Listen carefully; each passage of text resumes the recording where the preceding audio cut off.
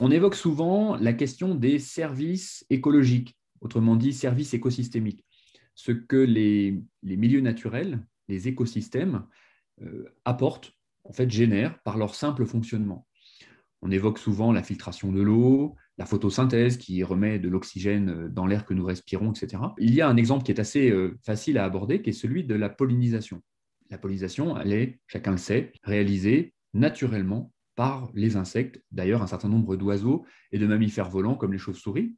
On oublie souvent que ces insectes ne sont pas simplement les ruches, les abeilles domestiques que l'on retrouve dans les ruches, mais en fait, c'est plusieurs milliers, je crois plus de 5000 espèces d'insectes pollinisateurs que l'on retrouve rien que dans notre pays, en France. Ces insectes souffrent des pratiques agricoles, notamment de l'évolution de certaines pratiques agricoles, d'une utilisation massive d'insecticides, d'un certain nombre d'OGM, et aujourd'hui se raréfient.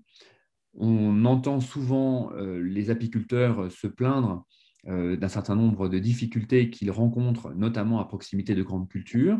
Et puis, plus largement, on observe à travers le monde que la diminution, voire la disparition des insectes pollinisateurs a des conséquences extrêmement graves, voire définitives, sur un certain nombre de modèles économiques.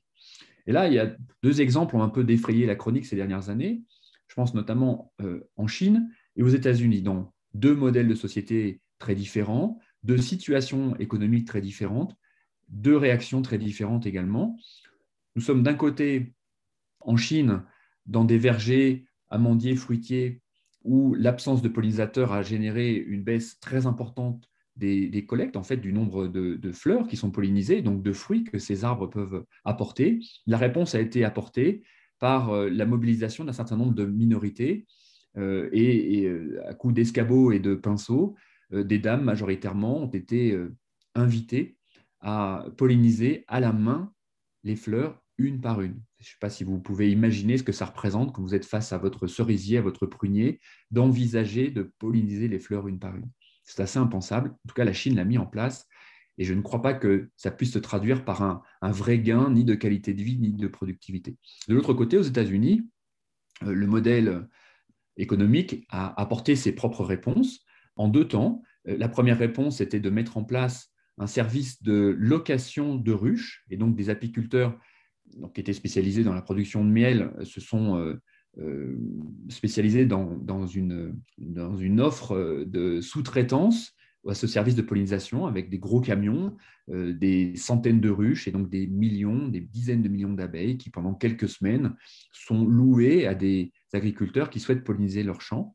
Et puis la Silicon Valley apporte sa réponse tech en mettant en place, et donc on les voit sortir désormais, des micro-drones qui auront cette mission de passer de fleur en fleur et ainsi favoriser la pollinisation. Mais dans tous les cas, je crois que ces deux exemples doivent nous questionner.